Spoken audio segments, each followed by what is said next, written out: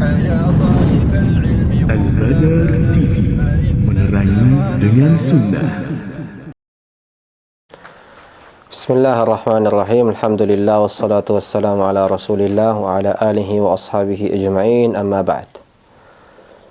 Kita lanjutkan pembahasan kita dari pembahasan puasa, dan alhamdulillah kita telah sampai pada pembahasan ahlul a'dzar, siapa saja yang diberikan uzur untuk tidak berpuasa dan bagaimana sajakah hukum-hukum yang berkaitan dengannya. Tafadhal. Bismillahirrahmanirrahim. Alhamdulillah wassalatu wassalamu ala Rasulillah. Qala al-muallif rahimahullah, wal maridu alladhi yatadarrar bis-shaumi wal musafir lahum al-fitr was-siyam. Kata Syekh Sa'di rahimahullah, orang yang sakit yang di mana sakitnya ini memberikan kemudaratan pada dirinya, kalau ia berpuasa. Begitupun dengan orang musafir. Apa kata Syekh Sa'di? Lahuma, bagi keduanya al-fitru. Lahuma, bagi keduanya al-fitru, untuk berbuka. Tamam. Kita masuk ke pembahasan pertama. Al-marid. Orang yang sakit itu dua macam ya ikhwan. Al-maridu naw'an. Orang yang sakit itu dua macam. Ada orang yang sakit yang penyakitnya itu sudah tidak bisa sembuh. Ini yang pertama. Ada orang yang sakit yang penyakitnya bisa sembuh. Dan ini yang kedua. Maka orang yang sakit itu dua macam. Yang pertama adalah orang yang sakit yang sakitnya ini bisa sembuh. Maka kata para ulama, orang yang sakitnya ini bisa sembuh, itu boleh baginya untuk tidak berpuasa, tapi diwajibkan atasnya apa? Qada. Dia mengqadanya di hari-hari yang lain. Dan ini adalah hal yang disepakati, dinukilkan oleh Al-Imam Ibn Hazm kesepakatannya. Berdasarkan firman Allah Subhanahu wa taala, "Faman kana minkum maridan aw ala safarin fa iddatun min ayyamin ukhar." Barang siapa di antara kalian yang sakit nih atau safar, maka baginya di hari-hari yang lain. Untuk berpuasa. Maka orang yang sakit, yang sakitnya diharapkan atasnya kesembuhan, maka dia boleh untuk tidak berpuasa dengan syarat ia menggantinya, mengqadanya di hari-hari yang lain. Adapun orang yang sakit, yang sakitnya nih sudah tidak bisa sembuh lagi, maka ini akan datang pembahasannya di tempat-tempat yang lain. Kemudian Syekh Sa'di mengatakan, wal maridul ladzi yatadarraru bis-shaumi. Orang yang dibolehkan dan diberikan uzur untuk tidak berpuasa adalah orang yang sakit yang ketika ia ingin berpuasa, puasa ini menjadi darar untuknya. Ada kemudaratan yang terjadi pada dirinya. Adapun kalau sakitnya hanya semisal pilek, ataupun flu, ataupun influenza, ataupun sakit kepala yang ringan, maka ini bukan suatu alasan bolehnya seseorang untuk tidak berpuasa. Dan ini kesepakatan di kalangan 4 imam mazhab. Sakit yang sifatnya sakit ringan bukanlah sebuah uzur untuk engkau untuk tidak berpuasa, dan ini disepakati di kalangan 4 imam mazhab. Yang boleh bagi engkau untuk uzur terhadap puasa adalah sakit yang ketika engkau puasa ada kemudaratan yang terjadi pada diri antum. Wadah? Kemudian kita pindah ke musafir. Intahina minal marid. Kita telah selesai di pembahasan orang yang sakit. Ada pertanyaan seputar orang yang sakit? Kita pindah ke musafir. Musafir itu ya ikhwan, ada 3 keadaannya. Tapi sebelum kita bahas 3 keadaan ini, disepakati berdasarkan kesepakatan para ulama bahwasanya musafir diperbolehkan baginya untuk tidak berpuasa. Diperbolehkan untuknya berbuka. Dan ini ijma'. Akan tetapi ketika ia berbuka, diwajibkan atasnya qada, dan ini juga ijma'. maka ada dua kesepakatan terhadap orang yang sedang safar. Boleh baginya untuk berbuka, tapi ketika dia berbuka, wajib atasnya untuk qada, dan keduanya adalah mujma' alaih, disepakati di kalangan para ulama. Musafir itu ada 3 keadaan. Keadaan yang pertama, ketika seorang yang safar, dalam keadaan safarnya dia ingin puasa, tapi puasanya ini menjadi suatu kemudaratan untuk dirinya. Maka apa yang harus dilakukan oleh seorang musafir ini? Haram atasnya untuk berpuasa. Berdasarkan kaidah dari hadis Nabi sallallahu alaihi wasallam, la darara wa la dirar.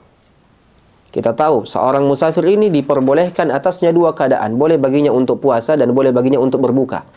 Tapi kadang ada saat di mana haram atasnya puasa, seperti hal ini. Ketika puasanya menjadi mudarat untuk dirinya dalam keadaan safarnya, ini haram untuk berpuasa. La darara wa la dirar. Tamam? Berdasarkan hadis yang lain, di mana dahulu Rasulullah sallallahu alaihi wasallam itu safar bersama dengan para sahabatnya yang lain. Tiba-tiba Nabi sallallahu alaihi wasallam melihat ada sekelompok manusia yang sedang berkumpul dan itu ramai. Kemudian Nabi sallallahu alaihi wasallam ketika mendatangi keramaian itu, melihat ada salah seorang di antara sahabatnya yang ditutupin pakai penutup agar enggak kena matahari, disebabkan karena begitu haus.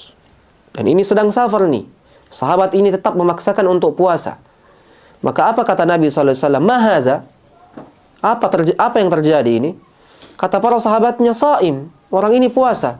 Maka apa kata Nabi sallallahu alaihi wasallam? Laisa minal birri as-shaumu fis safar. Bukan bagian dari hal yang sifatnya baik engkau berpuasa pada saat safar. Maka maksud dari hadis ini, bukan bagian dari hal-hal yang baik engkau berpuasa pada saat safar ketika ada darar yang terjadi kepada engkau, sehingga haram bagimu untuk berpuasa ketika ada darar yang terjadi kepada engkau. Maka ini wajib untuk kita perhatikan. Keadaan yang kedua ya ikhwan, orang yang safar nih, ketika berpuasa pada saat safarnya, ia mendapatkan kesusahan pada dirinya, bukan darar, hanya kesusahan. Maka ini hukumnya makruh atasnya untuk berpuasa. Makruh baginya untuk berpuasa. Kalau yang ada hanya masyaqqah, maka hukumnya makruh. Tapi kalau yang ada adalah darar, maka hukumnya adalah haram baginya untuk berpuasa. Dan ini disepakati di kalangan 4 mazhab. Adapun keadaan yang ketiga, sama antara keadaannya berpuasa pada saat safar atau berbuka pada saat safar. Sama keadaannya, enggak ada masyaqqah, enggak ada kesulitan, enggak ada hal yang sifatnya berat, enggak ada juga darar nih, sama. Dia mau puasa, sama keadaannya ketika dia berpuasa dalam keadaan safar, sama keadaannya. Apa kata para ulama? Yang rajih, ketika 2 keadaan ini sama, adalah yang lebih baik untuknya ia berpuasa. Yang lebih baik untuknya ia berpuasa. Dan ini pendapat jumhur. Berdasarkan sebuah riwayat bahwasanya Nabi SAW pernah berpuasa sedang matahari itu sangat teriknya pada saat itu. Dan ternyata yang berpuasa pada saat itu hanyalah Nabi SAW dan Ibnu Rawahah. Dan Ibnu Rawahah, 2 orang saja. Menunjukkan bahwasanya ketika keadaan puasanya engkau atau berbukanya engkau pada saat safar, hukumnya sama, keadaannya sama, enggak ada mudarat, enggak ada sifat yang berat, enggak ada kesulitan, maka yang lebih afdal adalah engkau berpuasa bahkan pada saat safar. Kenapa? Ittiba'an li fi'lin Nabi. Mengikuti amalan Nabi SAW. Karena kaidahnya, la yaf'alun Nabi illal akmal. Karena Nabi SAW tidak pernah melakukan suatu amalan kecuali yang paling sempurna. Nabi SAW tidak pernah melakukan suatu amalan kecuali yang paling sempurna. Sedang Nabi SAW tetap berpuasa bahkan ketika cuaca sangat begitu terik dan dalam keadaan beliau SAW safar. Tamam? Maka ada 3 keadaan bagi orang yang musafir. Ketika ada darar, haram atasnya untuk puasa. Ketika ada kesulitan, makruh atasnya untuk berpuasa. Tapi kalau tidak ada kedua hal tersebut dan puasanya dalam keadaan safar atau bukanya itu sama-sama keadaannya, maka yang lebih baik adalah dia tetap berpuasa. Dan ini adalah amalan dari amalan Nabi sallallahu alaihi wasallam. Tayyib. Permasalahan ketika seorang yang safar telah safar dari negerinya, kemudian dia telah berbuka tentunya, kemudian mendatangi negeri yang lain. Ketika sampai di negeri yang lain tersebut, apakah wajib atasnya untuk menahan, tetap berpuasa, melanjutkan puasanya, atau boleh baginya untuk berbuka? Wadih di sini permasalahannya. Orang safar nih, safar dari negerinya dalam keadaan ia telah berbuka. Sesampainya dia di negeri yang lain, apakah boleh baginya tetap berbuka atau wajib baginya untuk menahan? Disebabkan karena seluruh penduduk di negeri yang ia sampai padanya ini seluruhnya berpuasa. Apakah dia boleh tetap berbuka atau menahan dikarenakan menjaga kehormatan hari tersebut dan menjaga kehormatan para penduduknya? Kata para ulama tentunya tidak ada manfaatnya dia menahannya karena dia telah berbuka di awal sebelum dia berangkat. Tamam? Maka hukumnya apa? Hukumnya boleh baginya untuk melanjutkan, boleh baginya untuk berbuka, tapi jangan ia berbuka di depan para penduduk yang sedang berpuasa tadi. Tamam? Tetap menjaga adab dan sopan santun. Taib.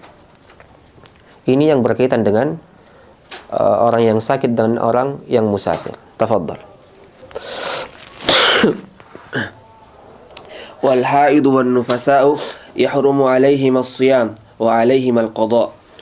Adapun orang yang haid, dan ini orang yang ketiga yang diberikan uzur untuk tidak berpuasa. Wan nufasa, dan orang yang keempat yang diberikan uzur untuk tidak berpuasa. Apa kata Syekh Sa'di rahimahullah? Adapun orang yang haid dan orang yang nifas, yahrumu alaihim as-siyam, diharamkan bagi keduanya untuk berpuasa. Wa alaihima qada. Wa alaihima qada. Dan bagi keduanya itu qada. Bagi orang yang haid qada, dan bagi orang yang nufasa sedang dalam keadaan nifas, wajib baginya qada. Tamam? Jadi wajib baginya berbuka karena ketika ia hendak berpuasa haram atasnya. Maka wajib baginya untuk berbuka dan wajib juga baginya untuk qada. Ini pendapat siapa? Syekh Sa'di rahimahullahu tabaraka wa ta'ala. Dan yang benar ya ikhwan, haid ini wajib baginya untuk berbuka dan wajib baginya untuk qada. Ini yang haid. Tamam? Ini yang haid. Yang nifas. Siapa yang tahu makna nifas? Apa itu nifas? Apa nifas, Umar? Ad-dam alladhi kharaja ba'dal wiladah. Darah yang keluar setelah melahirkan. Itu nifas. Zain?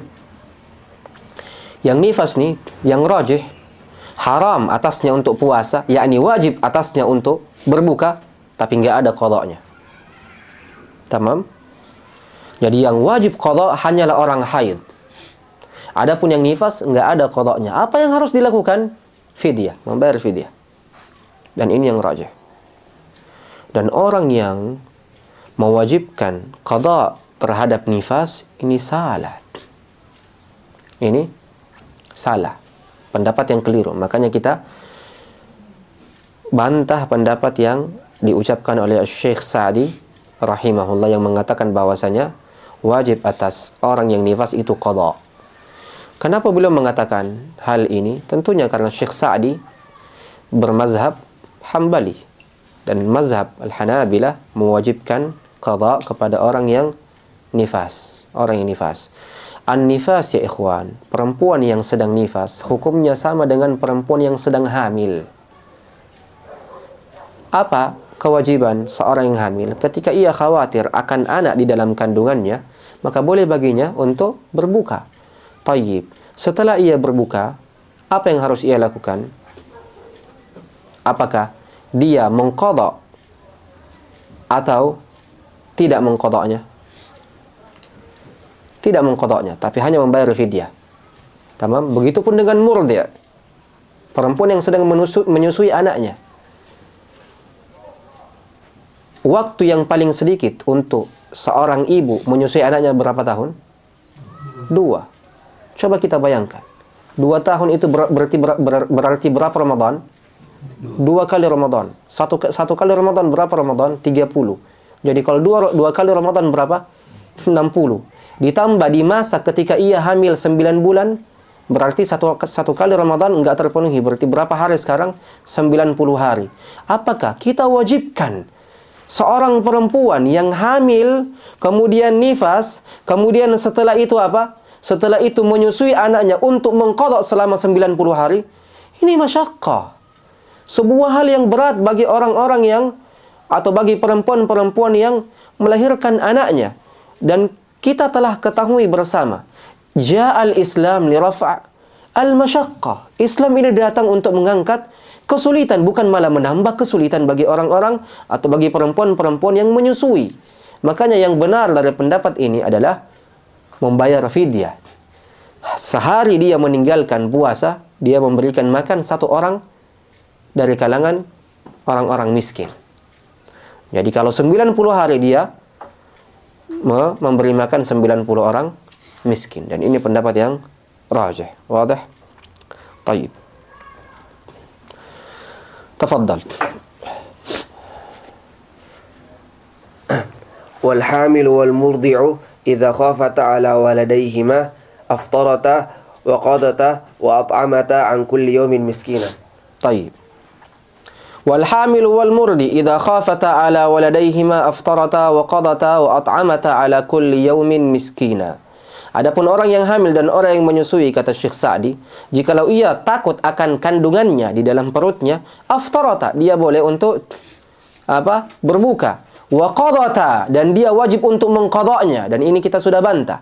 Wa at'amata, dan wajib baginya untuk memberi makan an kulli yaumin miskina, di setiap hari yang ia tinggalkan sebanyak 1 orang miskin.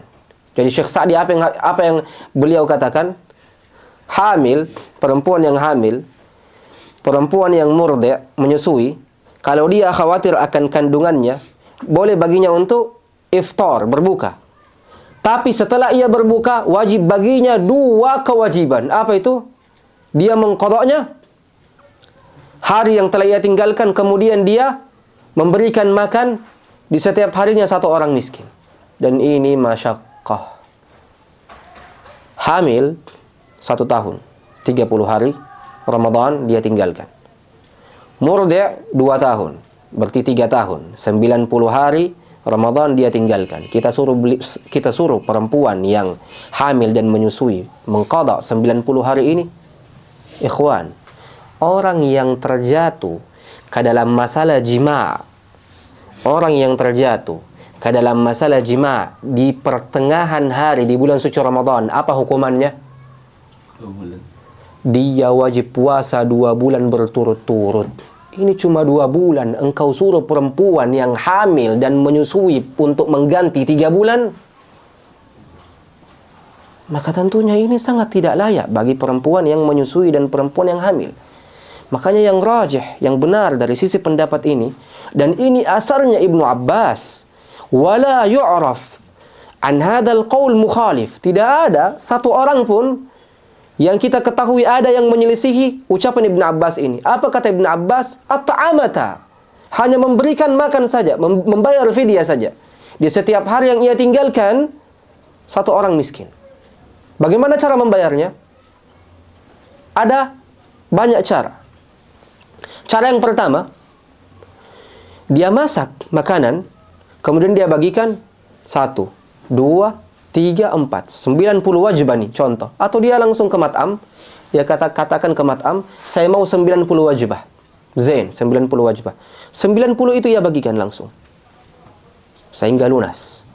Zain, ini cara yang pertama. Cara yang kedua adalah dia masak masakan yang banyak dalam satu panci. Kemudian dia letakkan pancinya, kemudian dia panggil orang untuk makan. Setelah orang-orang ini pada datang untuk makan, mengambil 1 piring, 2 piring, dia hitung, oh sudah 1 orang yang sudah makan, 2 orang. Seperti pengantin lah istilahnya. Ada makanan yang sudah disiapkan, kita undang orang makan. Kemudian kita hitung, 1 orang sudah makan, 2, 3, 4, sampai 90. Ini cara yang kedua.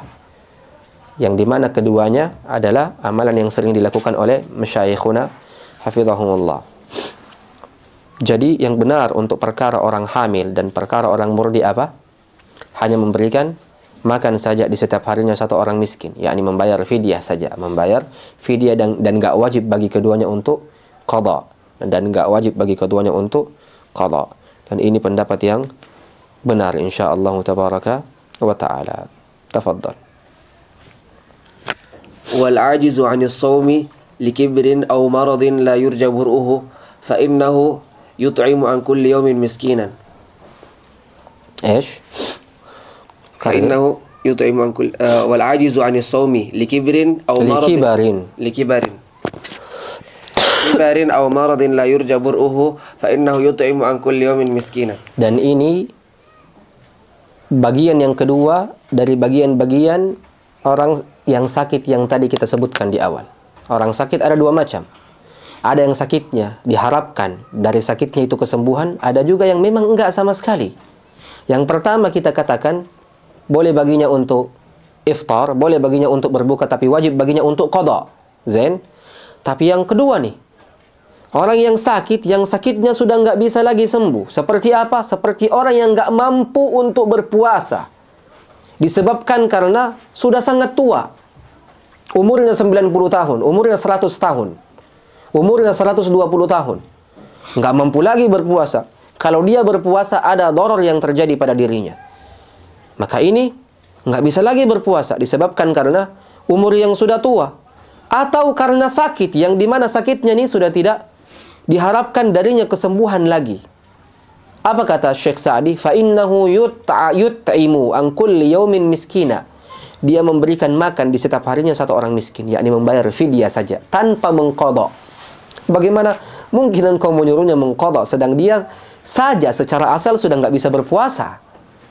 Bagaimana mungkin engkau mengatakan wajib bagimu qada? Enggak, ini kalam fadhi, kalam batil. Yang benar adalah dia cuma memberikan makan orang miskin di setiap hari yang ia tinggalkan 1 orang miskin, yakni membayar fidyah. Wadah? Tayyib. Tafadhal.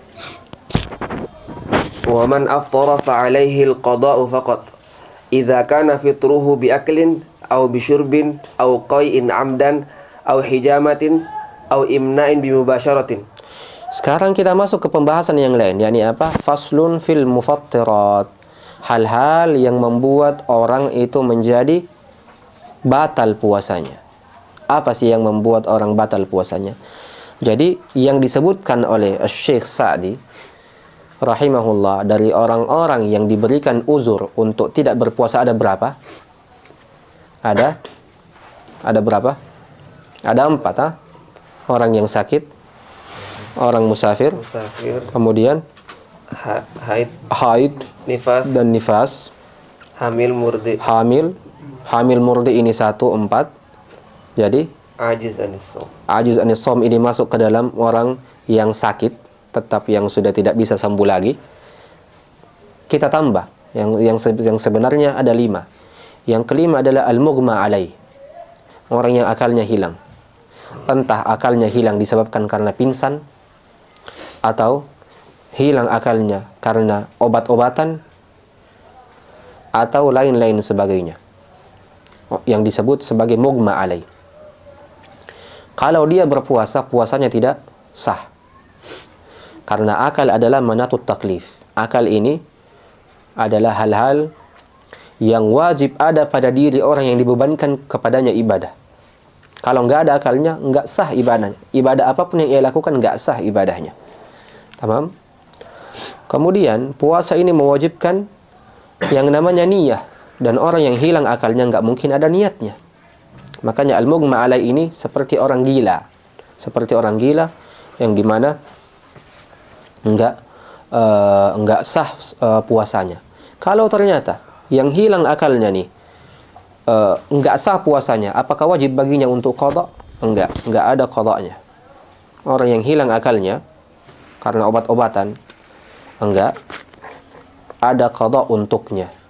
Enggak ada qada untuknya karena akalnya telah hilang. Wadah? Tafadhal. Kita masuk ke pembahasan mufattirat. Jadi, ikhwani, hafizakumullahu jami'an, orang yang sakit ada dua. Sakitnya ada kesembuhan dan sangat diharapkan kesembuhan darinya. Itu apa? Boleh baginya berbuka dan kepadanya dan baginya qada. Tapi kalau kesembuhannya sudah tidak diharapkan lagi, boleh baginya untuk berbuka dan tidak ada qada untuknya. Yang ada adalah membayar fidyah. Wadah? Yang kedua, apa yang kedua? Musafir. Musafir ini ada 3 keadaan. Kalau ada darar, haram untuknya berpuasa. Kalau ada masyaqqah, kesulitan, makruh untuknya berpuasa. Kalau tidak ada keduanya, maka yang afdal baginya adalah tetap berpuasa. Ini musafir. Kemudian yang ketiga apa? Yang ketiga apa tadi? Yang ketiga adalah al-haid wan nifas. Haram atasnya untuk berpuasa, yakni wajib untuk mereka berdua nih, haid dan nifas, puasa. Tamam? Ini wajib untuknya untuk tidak berpuasa. Wajib untuknya untuk berbuka.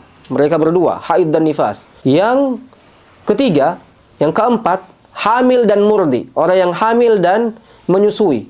Boleh baginya untuk berbuka, tapi hukumannya, konsekuensinya apa? Dia wajib membayar fidyah dan bukan menggantinya dan bukan mengqadanya. Kemudian yang kelima, mughma alai, ketika ia hendak berpuasa, puasanya batal dan tidak sah. Kalau puasanya tidak sah, maka tidak ada kewajiban untuk mengqadanya karena akalnya telah hilang, dan akal itu manatu at-taklif. Ini khulasa dari ahlul a'dzar. Wadah? Ada hal yang ingin ditanyakan di sini sebelum kita pindah ke permasalahan mufattirat. Tafadhal. Kalau misalnya orang berpuasa terus tiba-tiba dia pingsan, tapi pingsannya bentar, itu puasanya tetap lanjut atau batal? Pingsan, apakah mufattirat atau tidak? Ini masuk nanti di sini pembahasan mufattirat. Paham? Nanti kita lihat apakah mufattirat atau bukan. Kalau bukan mufattirat berarti tetap puasanya sah. Tafadhal. Wa man aftara fa alaihi ومن أفطر فعليه القضاء فقط إذا كان فطره بأكل أو بشرب أو قيء عمدا أو حجامة أو إمناء بمباشرة. Ayo. Kata Syekh Sa'di, wa man aftara fa alaihi al-qada' faqat. Siapa yang berbuka puasa, maka wajib baginya qada' saja. Berbuka puasa maka wajib baginya qada' saja. In kana fitruhu bi akli. Kalau sebab dia buka puasa itu karena makanan, sebab dia menggagalkan puasanya itu karena makanan atau minuman, atau atau karena muntah dengan sengaja, atau karena hijamah, atau karena imna bimubasharah, keluar maninya dengan mubasyaratuz zaujah, dengan mubasyaratuz zaujah, melakukan hal yang intim secara langsung kepada istri. Jadi ada 5 sebab katanya. Wajib baginya untuk qada saja. Enggak ada hukuman yang lain, enggak ada konsekuensi yang lain bagi siapa yang makan dengan sengaja, minum dengan sengaja, muntah dengan sengaja, hijamah dan keluar maninya dengan sengaja disebabkan karena mubasyaratuz zaujah. Dan ini akan kita bahas satu persatu. Kita pindah ke pembahasan awal, apa itu? Orang yang makan dengan sengaja. Orang yang makan dengan sengaja. Orang yang makan dengan sengaja nih, atau minum dengan sengaja nih, alaihi qada, baginya mengqada puasanya. Tapi orang yang makan atau minum dengan sengaja ini ada 2 macam ya ikhwan. Ada orang yang makan dan minum karena uzur. Tamam? Ada orang yang makan dengan minum karena memang nggak ada uzurnya, sengaja. Yang pertama nih, yang ada uzurnya seperti musafir atau karena sakit, maka ini memang wajib atasnya qada. Tapi kalau orang yang nggak ada uzurnya sama sekali, kemudian dia makan dan minum, nggak ada uzur sama sekali, maka kata sebagian para ulama bahwasanya wajib atasnya qada, wajib baginya untuk menggantinya. Tapi sebagian ulama yang lain katanya nggak ada mengganti untuk dirinya. Ini bagi orang-orang yang berbuka tanpa uzur. Orang yang berbuka tanpa uzur nggak mengganti puasa yang ia tinggalkan. Maka kita pasti berpikir, gimana mungkin? Ini lebih ringan dong daripada orang yang berbuka karena uzur. Saya mau musafir nih, saya mau safar nih, saya berbuka, ada uzur saya wajib untuk menggantinya. Bagaimana mungkin orang yang nggak punya uzur tiba-tiba makan dengan sengaja, ini nggak wajib atasnya qada. Kata para ulama, nggak wajib atasnya qada dan wajib baginya adalah untuk bertaubat dari dosa besarnya. Nggak wajib atasnya qada, tapi wajib baginya untuk bertaubat dari dosa besarnya. Karena kullama kana dzambu a'zam, setiap dosa-dosa yang semakin besar itu nggak ada hukumannya. Yang ada adalah wajib baginya untuk bertaubat dari amalan yang telah ia lakukan. Sehingga para ulama mengambil pendapat ini, bahwasanya orang yang berbuka tanpa ada uzurnya itu nggak wajib atasnya qada. Ini ucapan, dan ini ucapan kuat. Ucapannya Ibn Abil Izz Al-Hanafi Al-Syafi'i. Tapi Imam Nawawi menukil ijma' di mana wajib atasnya dan tetap baginya untuk menggantinya. Maka di sini ada khilaf bagi orang-orang yang berbuka puasa tanpa adanya uzur, Tayyib. Yang pertama ya ikhwan, kalau sebab dia membatalkan puasanya dengan makan dan minuman, ini jelas ya. Ini jelas. Wajib baginya untuk apa? Wajib baginya untuk mengqada. Yang kedua,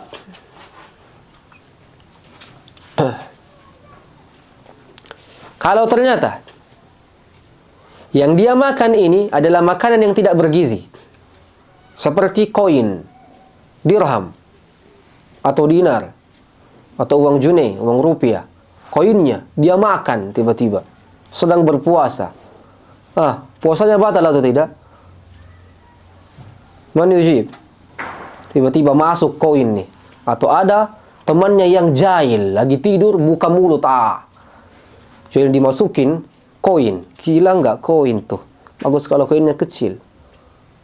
Kalau koinnya masuk sampai pada lambungnya, batal puasanya atau tidak? Sepakat 4 mazhab batal puasanya. 4 mazhab loh. Mazahibul arba' mengatakan yusir, batal puasanya. Adapun ucapan Syekhul Islam Ibn Taimiyah mengatakan enggak batal puasanya.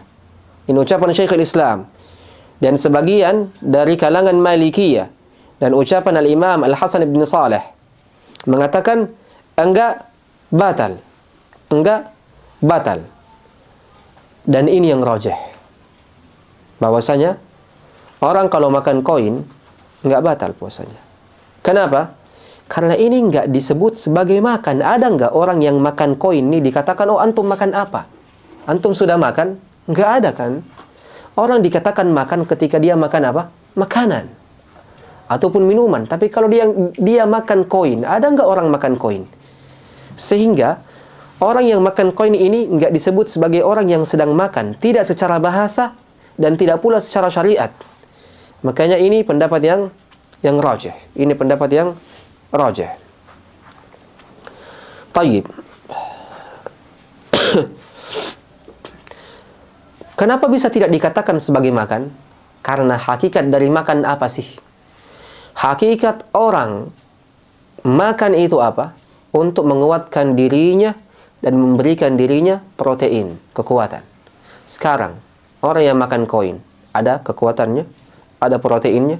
Enggak ada, yang ada penyakit yang ada.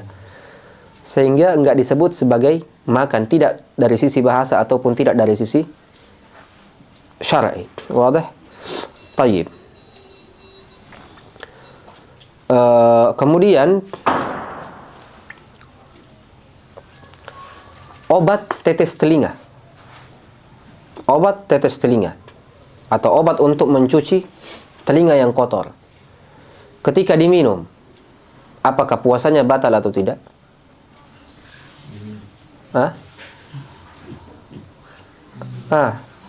Dia minum nih.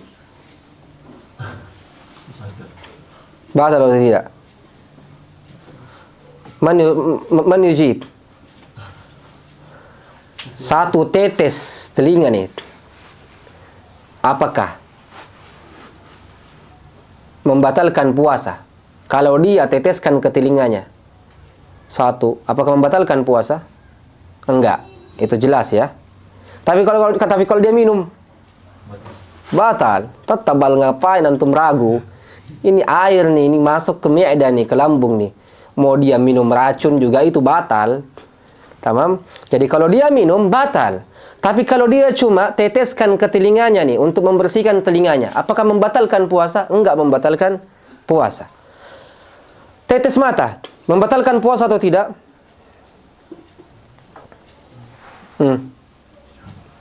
Sama hukumnya dengan tetes telinga. Sama hukumnya dengan tetes telinga, yakni tidak membatalkan puasa. Tayyib.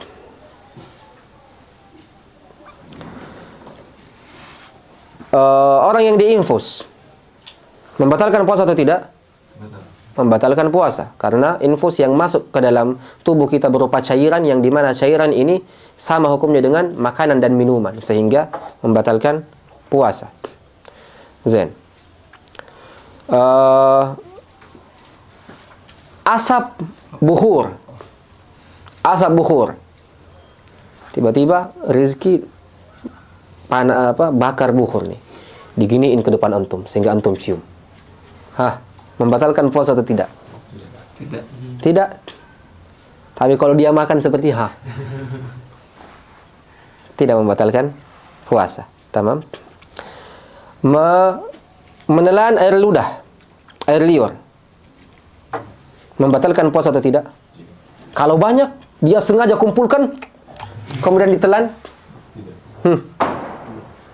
Menelan air liur enggak membatalkan puasa, karena air liur tidak termasuk ke dalam makanan dan minuman. Karena air liur tidak termasuk ke dalam makanan dan minuman. Taib. Kemudian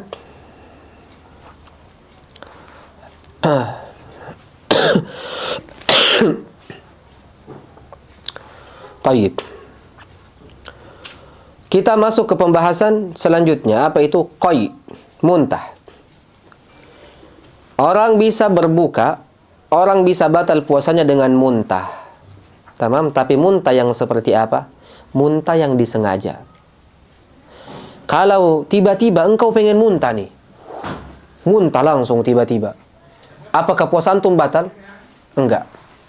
Kapan muntah itu bisa membatalkan? Ketika antum yang sengaja untuk muntah, untuk masukkan jari antum ke dalam mulut antum sampai antum muntah secara sengaja, ini membatalkan. Adapun kalau muntahnya tidak karena keinginan kita, maka tidak membatalkan puasa. Tidak membatalkan puasa. Hijamah, apakah membatalkan puasa? Man yujib? Kata Syekh Sa'di membatalkan ini hijamah. Lebih pintar mana antum atau Syekh Sa'di? Ini kan sebagian orang ini kan sebagian lontaran dari sebagian manusia. Antum lebih pintar mana dari Imam Syafi'i ini? Imam Syafi'i mengatakan wujub tabyitun niyyah kulla yaum. Wajib antum perbaharui niat antum di setiap hari. Sedangkan tadi kita katakan apa? Enggak wajib. Yang wajib itu di awal bulan Ramadan, adapun yang lainnya itu sunnah. Karena awal bulan Ramadan ketika seseorang berniat, itu enggak ada orang berniat puasa Ramadan 1 hari 2 hari, pasti bulan penuh, sehingga mencukupkan baginya, niatnya sebulan penuh. Langsung tiba-tiba mereka katakan, lebih pintar mana antum dari Imam Syafi'i? Ya salam, Allahul musta'an. Hijamah membatalkan puasa atau tidak? Man yujib? Hijamah ya ikhwan, di sisi mazhab Hambali itu membatalkan puasa. Berdasarkan dalil aftar al-hajim wal mahjum. Orang yang melakukan hijamah dan orang yang dihijamah, ini batal puasanya. Ini batal puasanya. Sedangkan yang rajih ya ikhwan, hijamah itu tidak membatalkan puasa. Tahu enggak kenapa? Dahulu hijamah itu membatalkan puasa karena cara orang hijamah dahulu itu dengan apa? Dengan mengisap darah itu. Dia isap darah dari orang yang dihijamah, sehingga darahnya ini kadang masuk ke mulut. Dikhawatirkan masuk ke lambung, sehingga dia pun berbuka. Tamam? Adapun orang yang dihijamah, ini karena tubuhnya yang kurang kuat, sehingga dia pun wajib untuk apa? Wajib untuk berbuka. Karena kalau tidak akan ada darar yang terjadi. Itu dahulu. Sekarang hijamah itu berbeda. Cara hijamah sekarang dengan alat yang canggih, nggak perlu lagi mengisapnya langsung ke mulut. Ada alatnya canggih, sehingga hijamah itu nggak membatalkan puasa. Kenapa? Apa dalilnya? Diriwayatkan dari Imam Bukhari. Anna Nabi sallallahu alaihi wasallam ihtajama wa huwa muhrim, wa ihtajama wa huwa shaim. Tuh. Nabi sallallahu alaihi wasallam pun melakukan hijamah sedang sedang berpuasa. Kalau ternyata hijamah ini membatalkan puasa, enggak mungkin Nabi sallallahu alaihi wasallam melakukannya. Ihtajama an-nabiyyu wa huwa shaim. Tuh. Nabi melakukan hijamah sedang dia dalam keadaan berpuasa. Menunjukkan bahwasanya puasa ini bukan pembatal di antara pembatal-pembatal puasa. Wadah? Yang kelima yang diucapkan oleh Syekh Sa'di, imna bimubashir. Imna bimubasyarah. Khurujul mani. Khurujul mani, keluarnya air mani. Keluarnya air mani. Selain jima', ini bimubasyarah selain jima'. Di sini ada beberapa bentuk. Yang pertama, keluarnya air mani disebabkan karena ciuman kepada istri sehingga syahwatnya itu naik. Berapa lagi waktu azan? Sudah berapa? Sudah berapa? Hah? Tayyib, kita akhirkan ini, kita selesaikan ini bab imna bimubasyarah. Jadi keluarnya air mani selain jima itu ada beberapa bentuk. Yang bentuk yang pertama adalah keluarnya air mani disebabkan karena ciuman yang ia lakukan kepada istrinya ataupun sentuhan secara langsung. Ini menaikkan syahwatnya sehingga bisa membuat air maninya keluar. Kesepakatan para ulama, orang yang melakukan hal ini dan orang yang terjadi keadaannya seperti keadaan ini, keluar maninya karena ciuman ataupun sentuhan kepada istrinya, maka ia menjadi batal puasanya secara ijma'. Ada juga orang yang keluar air maninya disebabkan karena ulah tangannya sendiri. Tamam? Disebabkan karena ulah tangannya sendiri. Maka tentunya kata para ulama ini pun juga membatalkan puasa. Ini membatalkan puasa dan ini pendapat jumhur ulama. Jumhur ulama. Adapun kalau mazi yang keluar, maka enggak membatalkan puasa. Tamam? Yang membatalkan puasa adalah dengan keluarnya air mani. Adapun ketika mazinya yang keluar, ini enggak membatalkan puasa karena keluarnya mazi enggak bisa kita kiaskan dengan keluarnya air mani. Keadaan yang ketiga atau bentuk yang ketiga, keluar air mani dengan melihat. Dan ini ada orang yang terjadi seperti ini. Air maninya keluar gara-gara melihat perkara-perkara yang sifatnya vulgar. Air maninya keluar. Yang rajih ya ikhwan, yang rajih, kalau dia tidak terbiasa dengan ini, cuma sekali tiba-tiba melihat gambar yang vulgar, kemudian keluar air maninya, maka ini enggak membatalkan. Tapi kalau memang kebiasaannya seperti itu, ini membatalkan. Karena masuk ke dalam hukum imna. Masuk ke dalam hukum imna. Sama yang pertama dan yang kedua. Karena kadang ada seseorang nih, yang tiba-tiba saja melihat gambar yang sifatnya vulgar. Apa yang terjadi? Maninya keluar. Membatalkan puasanya atau tidak? Tidak. Tapi kalau memang dia yang ingin untuk melihat hal itu, kemudian kebiasaannya memang hal-hal seperti itu, maka ini membatalkan. Keadaan yang keempat ya ikhwan, keluar air maninya karena penyakit. Ada orang yang keluar air maninya karena dingin. Ada penyakitnya. Maka apakah membatalkan puasa atau tidak? Tidak membatalkan puasa. Tidak membatalkan puasa. Yang kelima, keluar air maninya karena mimpi basah. Membatalkan puasa atau tidak? Tidak membatalkan puasa, ijma', dan ini disepakati. Ini disepakati. Pertengahan Ramadan nih, mimpi basah, tiba-tiba keluar air maninya. Batal puasanya? Enggak batal puasanya, tapi wajib baginya untuk mandi. Wajib baginya untuk mandi, dan ini disepakati. Dinukilkan kesepakatan tersebut oleh Al-Imam Ibn Hajar dan Al-Imam Ibn Abdil Bar rahimahumallahu tabaraka wa ta'ala. Sampai di sini ada pertanyaan? Ada pertanyaan sampai sini? 5 penyebab pembatal yang menyebabkan puasa itu tidak sah atau menjadi batal. Tamam? InsyaAllah kita akan lanjutkan di pertemuan yang akan datang. Semoga kita bisa lanjutkan di pertemuan hari Kamis nanti. Jazakumullahu khairan ala husni istima'ikum wa ihtimamikum. Sallallahu ala nabiyyina Muhammadin wa ala alihi wa sahbihi wa sallam. Assalamualaikum warahmatullahi wabarakatuh.